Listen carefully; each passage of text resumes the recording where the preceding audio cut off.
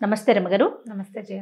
రమగారు, దేవి నవరాత్రులు మొదలైన తర్వాత అమ్మవారికి ప్రతిరోజు ఒక అలంకరణ ఉంటుంది. వాటితో పాటు నైవేద్యం కూడా ఏ రోజుకు ఆ రోజు ప్రత్యేకించి నైవేద్యాలు చేసుకుంటాం కదా. ఈ నైవేద్యాల గురించి ఎలాంటి నైవేద్యాలు పెట్టుకోవాలి, ఏ రోజు ఎలా చేసుకోవాలి, ఈ విధానం గురించి ఒక్కసారి డిస్కస్ చేద్దామండి. మామూలుగా మనం అమ్మవారి పూజ అనగానే లలితా సహస్రనామాన్ని ఫాలో అవుతాం. అవును, లలితా సహస్రంలో ప్రత్యేకంగా కొన్ని నామాలు, అమ్మవారి నామాల్లోనే ప్రత్యేకంగా ఆవిడకి ఇష్టమైన ఆహారాన్ని గురించి చెప్పేస్తారు. అందులో పాయసాన్న ప్రియ అని చెప్తారు. తర్వాత స్నిగ్ధౌదనాసక్త హృదయ అంటారు. తర్వాత ఏమో ముద్గౌదనాసక్త చిత్త అంటారు. దాంతోపాటు ఇంకా ఉన్నాయి పేర్లు. దధ్యన్నాసక్త హృదయ, ఎన్ని పదార్థాలు ఉన్నాయి చూడు. హరిద్రాన్నైక రసిక, ఇట్లా వరుసగా పేర్లు చెప్తారు. మనకి లలితలోనే చెప్పేస్తారు. లలితలోనే నామాలు అమ్మవారి. పాయసాన్న ప్రియ త్వక్త పశులోక భయంకరి, అదే మొట్టమొదట పాయసాన్నంతో ఆమెకి ఇష్టమైన ఆహారాలు చెప్పొస్తారనమాట. ఇవి మనం వరుసగా మనం చేసుకునే పదార్థాలు ఏమిటి? పాయసము, హరిద్రాన్నము అంటే పసుపు పచ్చటి అన్నం, పులిహోర. ముద్గౌదనం అంటే మనం కట్టి పొంగలి, పెసలు వేసి ఉండేది. స్నిగ్ధౌదనం అంటే ఏమో నెయ్యి వేసిన అన్నం, అన్నంలో నెయ్యి వేసి కొద్దిగా పంచదార చిలకరించి పెడతారు. కొత్తది కదా. గుడా అన్నము బెల్లంతో వండిది, అంటే చక్కెర పొంగలి లాంటిది గుడా అన్నము. తర్వాత ముద్గౌదనం చెప్పామో మనం. దధ్యన్నాసక్త హృదయ, దధ్యోదనం అంటే పెరుగు అన్నం. నువ్వు తిరగమాత పెట్టి దాంట్లో కొంచెం క్యారెట్, కాస్త కొత్తిమీర కూడా వేసి ఇంకొంచెం రుచిగా చేసుకోవచ్చు, చేయొచ్చు. ఇవి కాకుండా సర్వౌదన ప్రీత చిత్త అని చెప్తారు. అన్ని రకాల ఔదనాలు, అన్నాలు అమ్మకి ఇష్టం. ప్రధానంగా ఇవి ముఖ్యమైనవి. ఎంత కాదన్నా తేలిగ్గా చేస్తాం. పులగం వండుతారు సాధారణంగా. పులగం అంటే ఒక గుప్పెడు బియ్యంలో ఒక అంత పెసరపప్పు వేసి, ఒక్క చిటికెడు ఉప్పు, చిటికెడు పసుపు వేసి వండుతారు. దాని మీద ఒక బెల్లం ముక్క, ఒక నేతి చుక్క వేసి నివేదన చేస్తే మహానివేదన. అది చాలా పెద్ద నివేదన. అమ్మవారికి అత్యంత ప్రీతిపాత్రమైనటువంటి స్నిగ్ధౌదనము, నెయ్యి వేసిన అన్నం. ఇది నిత్యము 9 రోజులు పెట్టుకోవచ్చు. అన్నమే. ఎప్పుడైనా అన్న నివేదన, ఒట్టి అన్నం నివేదన చేస్తే ఒట్టి అన్నం మనం తింటామా? తినం. ఏవో కూరలు, ఓ కూర, ఓ పప్పు, కాస్త చారు, ఓ పచ్చడి, కొంచెం మజ్జిగ వేస్తామా? అట్లా అన్ని పదార్థాలు కలగలిపి నైవేద్యం పెట్టాలి. వీటితో పాటుగా సాధారణంగా అందరూ చేసేదంటే శాఖ అన్నం, కూరలు అన్నీ వేసి కొద్దిగా పులుసేసి మనం కదంబ సాధన చేస్తాం. అవునండి. బిసిబేళ బాత్ లాగా అట్లా ఏదైనా కూడా చేయొచ్చు. ఇవి కాకుండా మనం రవ్వ కేసరి ఒకటి చేస్తాము. తర్వాత నూనెలో వేసిన పదార్థాలు ఎక్కడా మనకి ఇందులో చెప్పరు, కానీ లలితలో సాధారణంగా మన అలవాటు ప్రకారం ఏంటంటే బలం అని. అమ్మవారికి మాంస గుడాన్న ప్రీత మనస రక్తవర్ణ మాంసనిష్ట అని చెప్తారు. ఈవిడ ఎర్రగా ఉంటుంది, మాంసనిష్ట దాంట్లో ఉంటుందని. కానీ అమ్మవారికి కళ్ళు అంటే ప్రీతి, అది కనపడుతుంది శ్లోక స్తోత్రాల్లోనే. తర్వాత మాంసాహారం అంటే కూడా అమ్మవారికి ఇష్టం. అంటే ఒక్కొక్క దశలలో ఆమె మాంసాహారాన్ని కూడా స్వీకరిస్తుంది. అవే ఉండేవాళ్ళు, అవే పెట్టగలిగే వాళ్ళు అది పెడతారు. అంటే ఎక్కువ శక్తివంతమైన ఆహారంగా భావిస్తారు.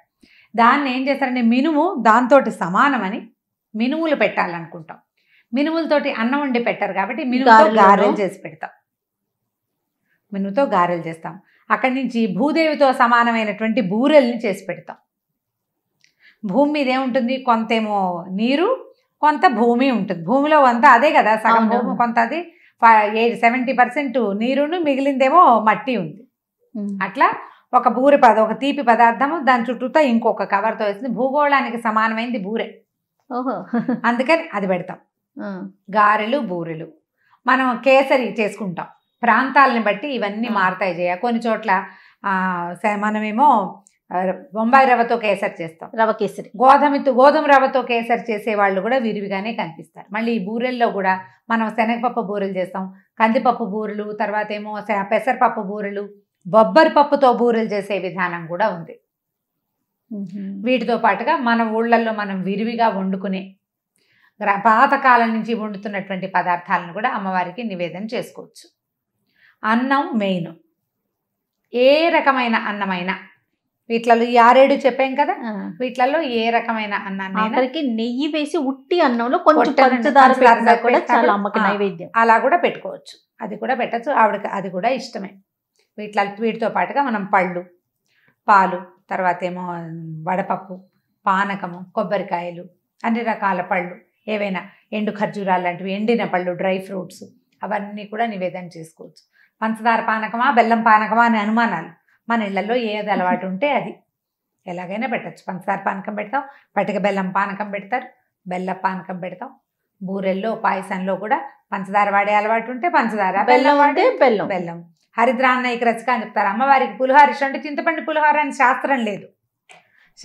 ఆవిడకి పసుపచ్చటి అన్నం ఇష్టం. ఆ పసుపచ్చ అన్నంలో నువ్వు చింతపండు వేయి, నిమ్మకాయ వేయి, మామిడికాయ వేయి, దెబ్బకాయ వేయి, నారింజకాయ వేయి, ఏదైనా వేయి, అందులో ఆవు పెట్టు పెట్టకపో, పులిహోర ప్రధానం. పసుపు రంగు అన్నం అట్లా కనపడితే ఆవిడకి ఇష్టంగా ఉంటుంది. చక్కగా వండుకోవటం, పెట్టడమే. ఏదైనా పెట్టచ్చు, ఏదైనా చెయ్యొచ్చు. మనం వంట వండుకోగలిగి చేసుకోగలిగితే చేయటం. సాధారణంగా ఏంటంటే కొంచెం సేమియాలు, సగ్గుబియ్యము ప్రసాదాలకి కొద్దిగా తక్కువ వాడుకుంటారు, తయారు చేయబడిన వస్తువుగా భావిస్తారు. అలవాటు ఉంటే అది కూడా పెట్టచ్చు. కొన్ని దేవాలయాల్లో కూడా సేమియాలు, సగ్గుబియ్యాలు పెడతారు, నార్త్ ఇండియా అంతా. వాళ్ళకి తప్పు లేదు. మన దగ్గర అట్లా బ్రాహ్మణుల్లోనే ఈ నియమం ఎక్కువగా ఉంటుంది, మిగిలిన వాళ్ళకి ఆ నియమం ఏమీ లేదు. మీకు ఏది అలవాటు ఉంటే అది, భక్తి ప్రధానం. ఏది కుదిరితే అది. నేను ఒకసారి ఏదో ఎక్కడికి వెళ్ళామో మర్చిపోయాను. నేను ఒక ప్లేస్కి వెళ్తే మసాలాలు లేని బిర్యానీ ఉంది అమ్మవారి నైవేద్యం. ఉల్లిపాయలు లేవు, ఉల్లి వెల్లుల్లి లేదు. ఇవి వేశారు, ఏవి మన దాల్చిన చెక్క, లవంగాలు అన్నీ వేశారు. ఉల్లిపాయ వెల్లుల్లిపాయ వేయలేదు. గుమగుమలాడుతోంది అన్నం. అది నివేదన చేశారు. మిరియాలు, దాల్చిన చెక్క, లవంగాలు, ఏలక్కాయలు అవి వేసి కూరగాయలు అన్నీ వేసి బియ్యం పోసేసి నీళ్ళు పోసేశారు. ఉల్లిపాయ లేదు, వెల్లుల్లిపాయ లేదు లేకుండా. పుదీనా వేసి, మనం రకరకాల అన్నాలు చేసుకుంటాం. పుదీనా ప్రాంతాలను బట్టి రమ్మగారు, అలవాట్లను బట్టి ప్రాంతాలను బట్టి మారుతూ ఉంటాయి కదా. వాంగి బాత్ అవి చేస్తారు కదా, అవి కూడా పెడతారు. ఉల్లిపాయలు లేకుండా పెడతారు. కొన్ని చోట్ల ఉల్లిపాయలు కూడా ఆ నియమం కూడా ఉండదు. అయితే మన ప్రాంతాల్లో ఏంటంటే అమ్మవారికి నివేదనలు అనగానే ఉల్లి వెల్లుల్లి ఆ రోజు మనం ఇళ్లలో వాడకుండా అట్లా ఉంటాం. వాటిని వర్జించాలనే భావం ఉంటుంది మనకి. ఆ వర్జించేసి మిగిలినవి ఏవైనా పెట్టుకోవచ్చు. ప్రధానంగా నిత్యము కొంచెం అన్నం నివేదన చేయటం చాలా విశేషమైనది. అన్నంలో మీరు పప్పు కూర ఏమైనా వండుకుంటే అవి పెట్టచ్చు. ఆ అవకాశం లేకపోతే కనుక నెయ్యి వేసి ఒక బెల్లం ముక్క పెట్టి నివేదన చేయండి. అత్యద్భుతమైన నివేదన, అన్న నివేదన. అది వేస్ట్ చేయకుండా చక్కగా ఉపయోగించుకోండి. తప్పకుండా ఎవరికైనా పెట్టండి. ఇన్ని చేయలేమండి, మాకు ఈజీగా ఉంటుంది, పళ్ళే పెడతామంటే మహత్తరంగా పెట్టండి. చేయకపోతే కుదరదన్న నియమం లేనే లేదు. చేయగలిగితే మంచిది, చేయలేకపోయినా నువ్వు చేయగలిగిందేదో చెయ్యి, మానేయకుండా. అదే కదా మన సనాతన ధర్మం చెప్తా ఉంది కదా. ఏదైనా సరే నువ్వు చేయగలిగింది ఏదైనా చెయ్యి, ఇదే చెయ్యాలన్న నియమం లేదు. అవన్నీ చేయగలిగితే బాగుంటుంది అంతే. చేయలేకపోయినా నష్టం లేదు. చేయాలన్న ఇంటెన్షన్ ఉంది చూడు, నీది భావన, అది చాలా ప్రధానమైంది. భగవంతుడికి కావాల్సింది క్రియ కంటే భావన చాలా ముఖ్యమైనది. అది చేయాలి. ఆ భావన పెట్టుకుని మీరు చక్కగా చేయదగింది చేసుకోండి. చక్కగా అన్ని రకాల అన్నాలు పెట్టచ్చు. కట్టె పొంగలి, చక్కెర పొంగలి చేయొచ్చు. రవ్వతోటి చేసే పొంగలి అది కూడా పెట్టుకోవచ్చు. అది కూడా పెడతారు దేవాలయాల్లో. శనగలు పెడతారు నివేదనలకి, అటుకులు పెడతారు కొన్ని చోట్ల, రకరకాలు కదా.